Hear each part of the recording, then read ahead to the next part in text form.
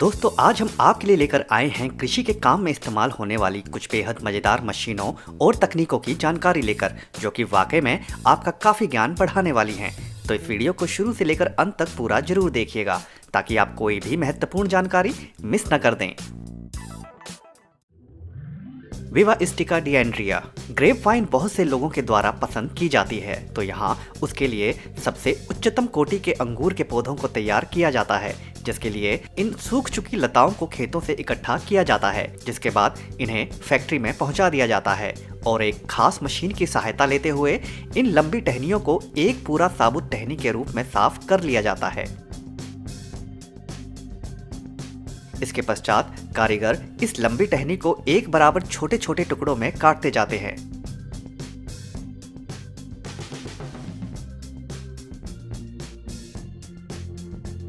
और जिनके छोटे छोटे बंडल बनाकर रखे जाते हैं। इन बंडल्स को एक खास घोल में डालकर इन्हें परजीवियों से मुक्त कर दिया जाता है और फिर काम शुरू होता है ग्राफ्टिंग करने का। यहाँ उच्चतम कोटि के पौधे की टहनियों को टहनी की गांठ के ऊपर से काटा जाता है, लेकिन इनकी लंबाई काफी कम होती है और इन्हें भी घोल में डालकर साफ कर लिया जाता है।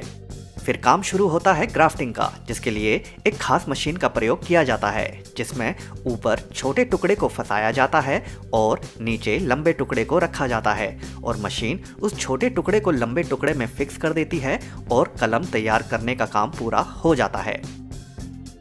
इसके बाद इनके सिरों को मोम के घोल में डुबोकर एक आवरण दे दिया जाता है, जिससे इस कलम की नमी बनी रहती है और वह मुरझाती नहीं है।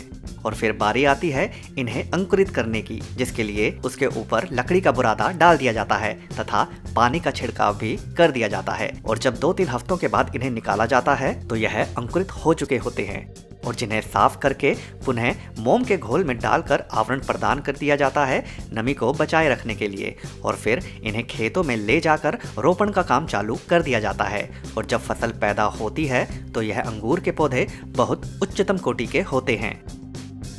और जब यह पौधे अपना चक्र पूरा कर बैठते हैं तो इन सूखी टहनियों को खेतों से उखाड़ा जाता है और फैक्ट्री में भेज दिया जाता है, जहां इस बार इन पर ग्राफ्टिंग नहीं करनी होती, बस केवल इन्हें एक बराबर लंबाई में काटकर मोम की परत चढ़ा दी जाती है इनकी नमी को बनाए रखने के लिए।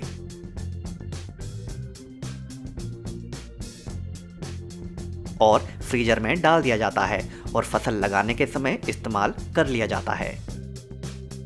रियो फार्म मूली की खेती बहुत से देशों में बहुत अधिक मात्रा में की जाती है। इस मशीन को मूली की क्यारी के ऊपर चलाया जाता है, जिसके बाद इस मशीन के आगे लगा भाग मूली के पत्तों को जकड़ लेता है और मूली खुद ब खुद उखड़ती जाती है और मशीन के साथ ही फंस जाती है, जिन्हें मशीन के ऊपर खड़े किसानों तक पहुंचा दिया जाता है।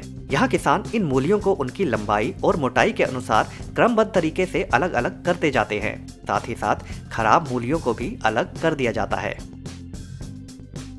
यह मशीन मूली के ऊपर के पत्तों को काट देती है, लेकिन नीचे के पत्ते छोड़ देती है ताकि मूली बिना पत्ते के मुरझा न जाए। और इन पत्तों को मशीन के पीछे वाले भाग से खेतों में उड़ेला जाता रहता है। फीडर लीडर कॉर्पोरेशन खेतों से सूखी घास के बंडल को बनाने की आपने पहले अनेक मशीनें देखी होंगी, लेकिन यह मशीन उस बंडल को खोलने के काम में इस्तेमाल की जाती है। इस सूखी घास के बंडल के एक सिरे को इस मशीन के नीचे वाले भाग में फंसा दिया जाता है, जिसके बाद यह मशीन धीरे धीरे उस घास को बंडल से खोलकर पशुओं के लिए खाने के लिए बनाई गई जगह पर उड़ेलती जाती है। इस प्रकार की सूखी घास पशुओं को काफी पसंद आती है। अक्सर इस प्रकार के बंडल से सूखी घास को हाथों के द्वारा भी उड़ेला जा सकता है, लेकिन कई देशों में इस काम को करने के लिए भी लोग मौजूद नहीं होते और यह किसान आर्थिक दृष्टि से काफी संपन्न होते हैं, तो ऐसे में इस प्रकार की मशीन को खरीदने में बिल्कुल भी संकोच नहीं करते, जिससे इनका काम रुकता भी नहीं है और मशीन के प्रयोग से काम करना आसान भी हो जाता है। रूपोटेनियास बादाम तोड़ने के लिए बनी यह विचित्र मशीन काम को कितना आसान कर सकती है, आप अभी देखने वाले हैं। बहुत सरल एवं विचित्र आकार वाली यह मशीन बादाम की खेती से जुड़े किसानों के लिए बहुत अधिक लाभदायक सिद्ध हो रही है। यह मशीन दरअसल कंपन की तकनीक पर काम करती है। इस मशीन को बादाम के खेतों में ले जाने के बाद इस मशीन के नीचे वाले भाग को बादाम के पेड़ के तने के पास ले जाया जाता है, जिसके बाद यह मशीन उस पेड़ के साथ पकड़ बनाती है और जोरदार कंपन करती है, जिसके कारण पेड़ पर तैयार हो चुके बादाम इस कंपन के कारण टहनियों से छूटते जाते हैं और इस मशीन के ऊपर गिरते जाते हैं। इस मशीन का आकार ऐसा होता है कि बादाम के गिरने पर वे इस मशीन के अंदर ही एकत्रित होते जाते हैं। इस मशीन में नीचे लगी कन्वेयर बेल्ट बादाम को इकट्ठा कर करके मशीन के पीछे वाले बड़े भाग में उड़ेलती जाती है और इस प्रकार पेड़ से बादाम तोड़ने का यह काम इस मशीन की मदद से निपटा लिया जाता है। Reaper head. जैसा कि आप इस मशीन की कार्यविधि को देखकर ही समझ गए होंगे कि इस मशीन के प्रयोग से काम कितना आसान हो सकता है। किसान गेहूं की फसल को इस मशीन से काट रहा है और यह काम दराती की तुलना में इस मशीन से करने पर कहीं अधिक सरल प्रतीत होता है। इस मशीन से केवल गेहूं की फसल ही नहीं काटी जा सकती, बल्कि अनेक प्रकार की पौधों वाली फसल को भी काटा जा सकता है। इस मशीन में लगा ब्लेड इतना अधिक शक्तिशाली होता है कि वह खेतों में उगने वाली लगभग हर प्रकार की फसल, घास, खरपतवार इत्यादि को चुटकियों में ही काटकर काम को खत्म कर सकता है। रुथनबर्ग लैंड टेक्निक। खेतों में क्यारी बनाने का काम इतना सरल और मजेदार भी हो सकता है, शायद ही किसी ने सोचा होगा।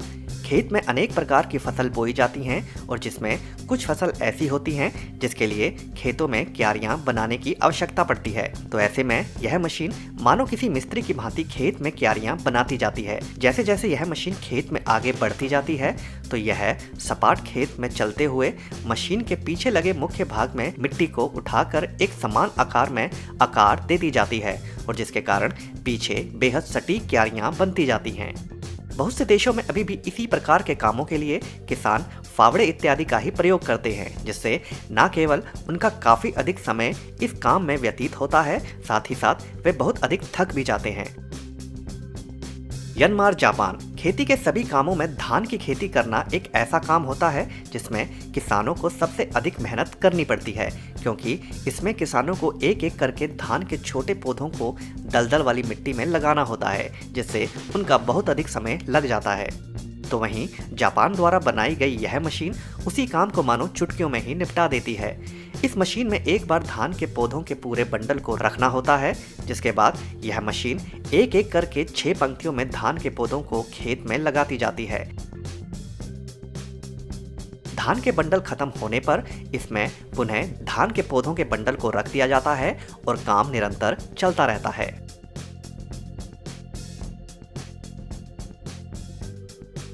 एग्रो मिलोरा ग्रुप।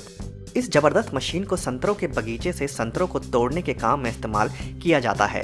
अक्सर दूसरे फलों की अपेक्षा संतरों को पौधों से तोड़ने के लिए अधिक बल की आवश्यकता होती है, क्योंकि वह टहनी से अधिक जटिलता के साथ लगे होते हैं। तो ऐसे में इस मशीन को भी उसी तरह से तैयार किया गया है कि वह फलों को कोई नुकसान पहुंचाए बिना उन्हें तोड़ सके। इस मशीन के अंदर वाले भाग में छोटे छोटे गोल गोल पाइप्स लगे होते हैं और निरंतर कंपन करते रहते हैं। जैसे ही यह मशीन उस संतरे के पौधे के ऊपर से गुजरती है तो यह मशीन उस पौधे को जबरदस्त तरीके से झकझोर देती है, जिससे संतरे टहनियों से झड़ जाते हैं।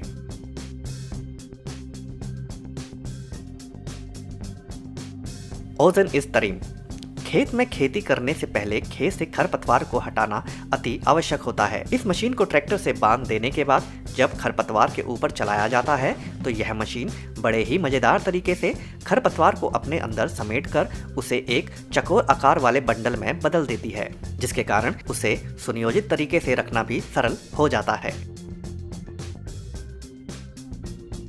तो दोस्तों, आज की वीडियो में बस इतना ही। अगर यह वीडियो आपको पसंद आई हो तो वीडियो को लाइक जरूर कर दें और अगर चैनल को अभी तक सब्सक्राइब नहीं किया है तो सब्सक्राइब भी जरूर कर लें। धन्यवाद।